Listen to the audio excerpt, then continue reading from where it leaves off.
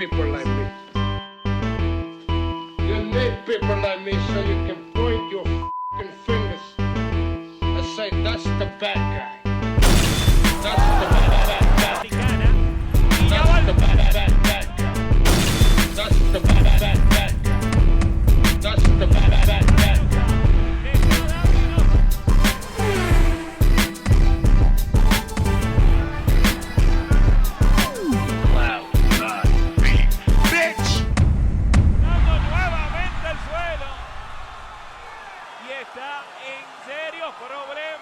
De la noche, Giovani Piñeiro.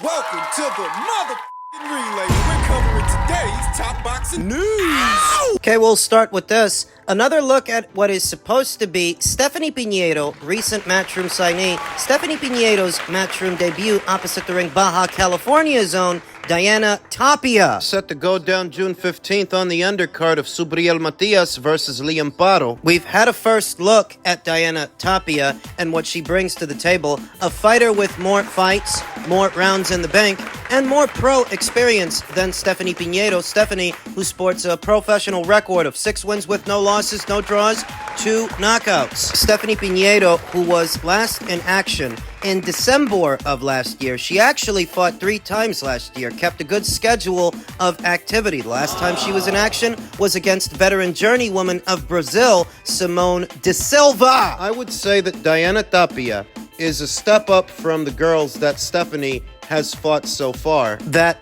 this fight, unlike her previous fights, this fight is not a developmental fight. This is not a bring-along fight. This is an acid test. A litmus test. You get the sense that matching Stephanie this way for what is her Matchroom debut, they want to make sure that she's the real thing. They want to put her in there with a live one to see what she can do and see how she handles pressure. Diana Tapia brings the pressure. She's fought 5 unbeaten fighters so far and given them their first professional losses, where Stephanie Piñeiro has fought but 2 unbeaten fighters. 2 unbeaten fighters in Desiree Jameson and Andrea Wright. Is she ready for this? I think she is. I think that Stephanie Piñeiro has very good physical dimensions for a welterweight. She's got some height, she's got some length, she's got some pop, and she can move. She's not as flat-footed as Diana Tapia. She's a southpaw. She's a southpaw, leading with her right in order to set up her left. Seen here with Miranda Barber, creating space, trying to walk her into a shot as Miranda Barber closes in behind her jab. Stephanie gets off a straight left, counter left. There's mustard on that hot dog. There's weight behind Stephanie Piñeiro's punches. Notice as the trajectory changes. Now it's Stephanie closing in. Things are getting chippy. I would say that Stephanie's best punches are her straight punches when she can get full extension on that arm. Not saying that she's limited to boxing from the outside. She can handle herself on the inside as well. She's physically strong, shows some spite, shows some spice and good movement. That'll be important in the Tapia fight. I think that's what's going to separate them. Diana Tapia, in spite of being more experienced than Stephanie Piñeiro, she doesn't have as many bells and whistles. She's a more simple fighter, very strong, very mean, and aggressive. But simple. Not defensively sound, not like Stephanie Piñeiro, inside or outside. Stephanie can handle herself. See how she angles off, catches the shot on the shoulder? Comes back with a straight left hand as Miranda Barber is advancing. Get some respect. She's got some tools. There are layers to Stephanie Piñeiro's game, and I like her to win. I like her to win the Diana Tapia fight. I feel like she is going to have to work for it, that maybe Diana can push her in ways that she hasn't been pushed before, at least not in the pro ranks, not in the pros. But I like Stephanie's boxing over Diana's aggression. I like how she gets off of punches too. It's a lot more defensible, a lot more neat and tidy than what you get from Diana Tapia. Diana, who often lunges in, hyperextending when closing the distance, leaving herself open to be countered. These are both big welterweights, Stephanie and Diana. They're both going to be eye level to each other. Similar physical dimensions, though not similar implementation. I feel like Diana leaves herself open to be hit more. She's more vulnerable to counters, and Stephanie has exhibited countering ability. She's very good. Even though Diana is slightly more experienced as a pro than Stephanie. Stephanie makes up for it with all of her amateur exploits, her amateur experience, that she seems to me to be a more complete boxer than Diana is at this time. I'm leaning towards Stephanie. That if what Matchroom is doing here is putting this fighter in a sink or swim situation, I think Stephanie's gonna swim. I think she can deal. Stretch those sea legs out and win. Perhaps win a points decision, but I like her in this fight. And don't forget, she does have home field advantage. She's going down in Puerto Rico. First look, I like Stephanie to win. Men's lightweight news. Earlier today, it was announced that undefeated knockout machine William El Camarón Zepeda will face top contender Giovani Cabrera. Boxing's most electric, fan-friendly, and undefeated knockout machine William El Camarón Zepeda, 30-0 with 26 KOs of San Mateo Anteco, Mexico, will make a grand return to the ring after a massive knockout victory. Former world champion Maximus Hughes last March to face hungry world champion contender of Chicago, Illinois, Giovani Cabrera, 22-1 with 7 knockouts. The 12-round lightweight main event will take place on Saturday, July 6th, live from the Toyota Arena in Ontario, California, and broadcasted around the world on DAZN. I have but one goal, and that is to become a world champion, and every fight gets me closer to that goal, said Zepeda. Cabrera's only defeat is at the hands of a current world champion, and when two Mexican boxers enter the ring, fireworks can be expected. I hope we can give the fans a great show at the Toyota Arena. We have worked very hard, and we are going to have a victory for my town of San Mateo Atenco and all of Mexico. Nothing will stop me from achieving my dreams of becoming the best in the world. One of the most electric, fan-friendly fighters, William Zepeda, is on a grisly path to become one of the most feared pound-for-pound fighters in the world. His methodology: William is best described as a volume puncher and a pressure fighter. We've seen Giovani Cabrera in there with a pressure fighter once before. Now he's facing another, William Zepeda, a knockout machine powered by an endless supply of gas that entertains fans with non-stop action from the first bell. El Camarón has cruised through his tough opposition. His breakout upset performance was against former world champion Jojo Diaz in October of 2022, where he broke 3 CompuBox records at lightweight for total punches thrown, jabs attempted in a round, and total attempted jabs. He was last seen steamrolling through former world champion Maxi Hughes, whose corner threw the towel at the conclusion of the 4th round in an IBF and WBA World Championship eliminator fight. I want to make great fights. Zepeda versus Cabrera is a great Mexican fight, said Giovani Cabrera. No one's ever heard of a Camarón beating a Cabrón. July 6th, it's going down. You guys know how I feel about William Zepeda.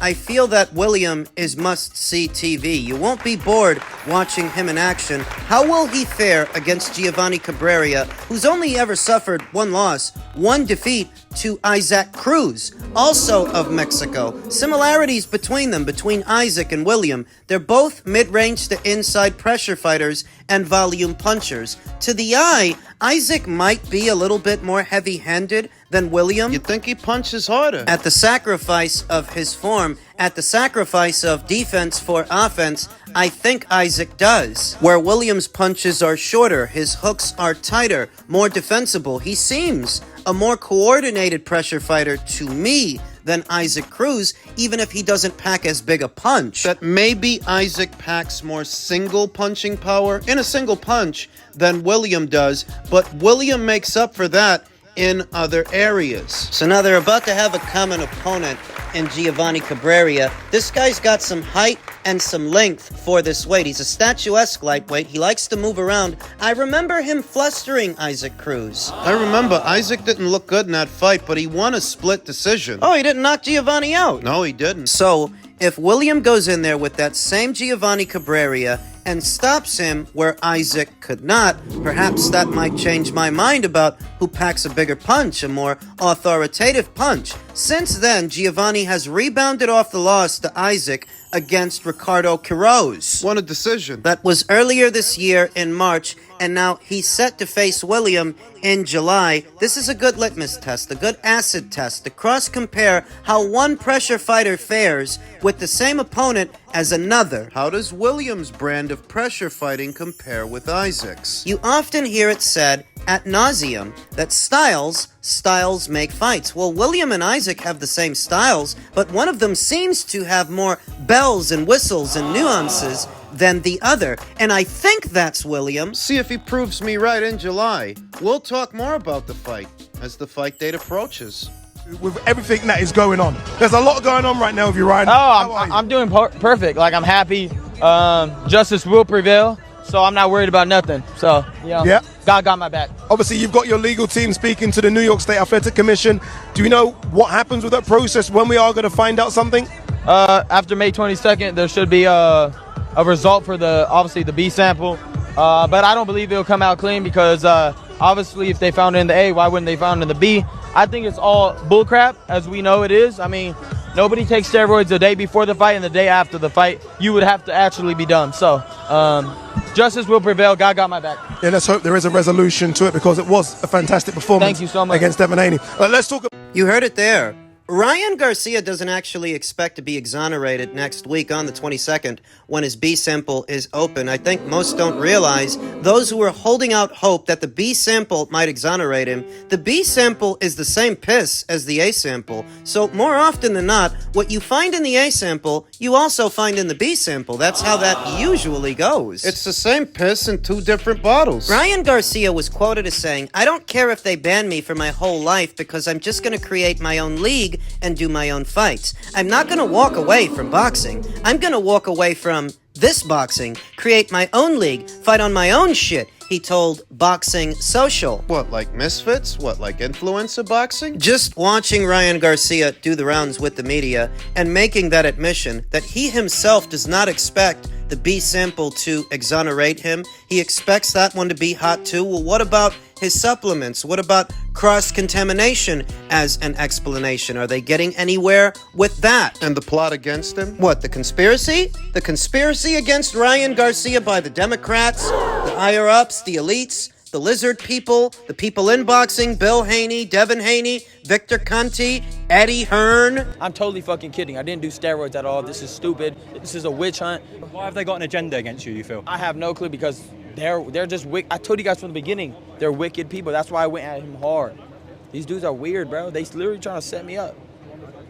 Like, I don't do steroids. I never did. So I'm clean the whole way through. You're talking about from the whole time I'm tested, the last 2 days, I wake up that morning like, bro, I need some Ostrine.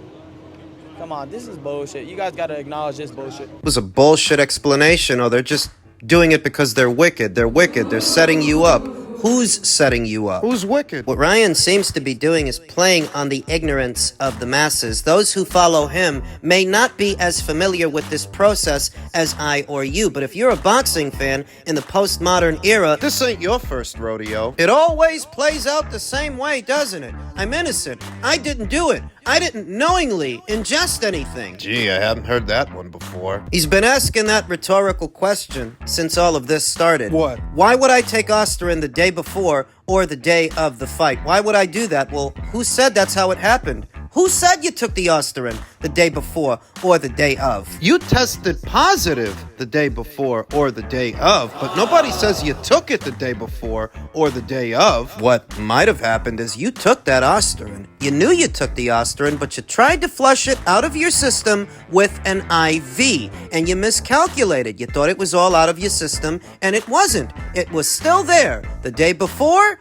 and the day of. That's how I reconcile it. The easiest explanation is usually the right one. You were doping. Unless you expect me to believe there's a clandestine effort against you involving Victor Conti, Bill Haney, Devin Haney, and Eddie Hearn. Eddie Hearn, who he's been taking shots at. Right. Eddie Hearn, who he's been attacking since all of this started. Eddie Hearn, who he threatened to punch in the face. Wasn't that long ago. Just to end up taking a selfie with him. A photo op in Riyadh, Saudi Arabia, ahead of this weekend's action. Which one is it? You said he set you up. You said he set you up. He's part of the conspiracy. You've been taking shots at him since all of this started so that when he's right in front of you, you want to quote-unquote squash the beef? I walked into the media bit and he came straight over to me and he went, "Eddie, let's squash the beef." And I said, "I thought you were going to chin me." And he went, "Oh," he said, "let's have a photo. I want to post it and say we've squashed the beef." So he took a photo of me, but never posted it. So I don't know where it is. But listen, I said to him,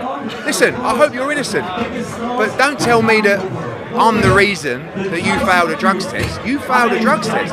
Now, whether it was contamination or whether you cheated, not for me to decide. The B sample will tell you. But the reality is if the B sample comes back as positive, he had performance-enhancing drugs in his system when he entered the ring. Unlucky or not, that's fact. I hope he's innocent. I like the kid. He's good for boxing, but he's got to deal with the situation. That's the long and the short of it.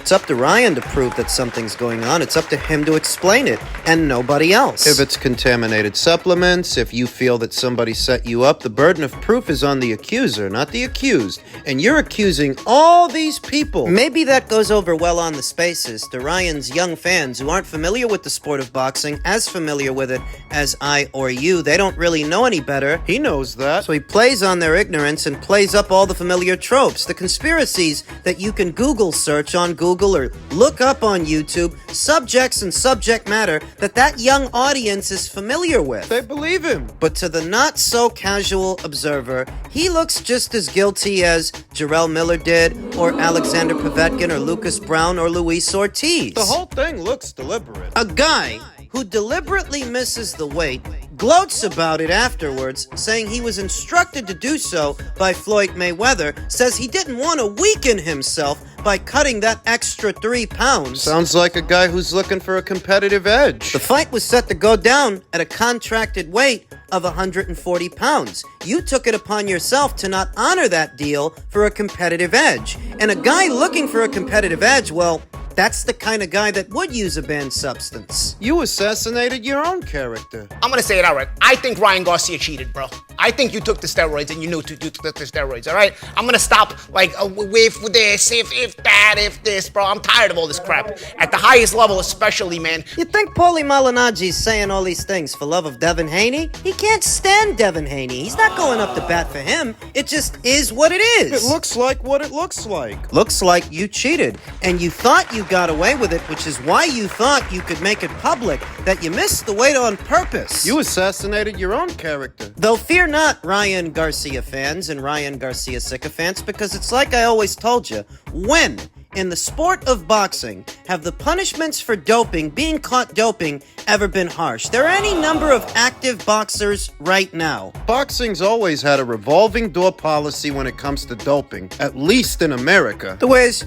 even if Ryan is suspended, he won't be out all that long. He'll likely be out the same amount of time he would have been out had none of this happened, because the duration of time in between one fight and the next is usually 6 to 8 months. He'll likely be given a 6-month suspension like so many fighters before him, so long as he cooperates with an anti-doping protocol, and he'll be back before you know it. Thus, the amount of time that's going into asserting Ryan Garcia's innocence is a redundancy. You're wasting your time. He's guilty. He looks guilty. If he's not, it's up to him to prove it. And if he doesn't, if he can't, making baseless accusations, it's not going to help him. No. If you believe in him, you need to have your head examined.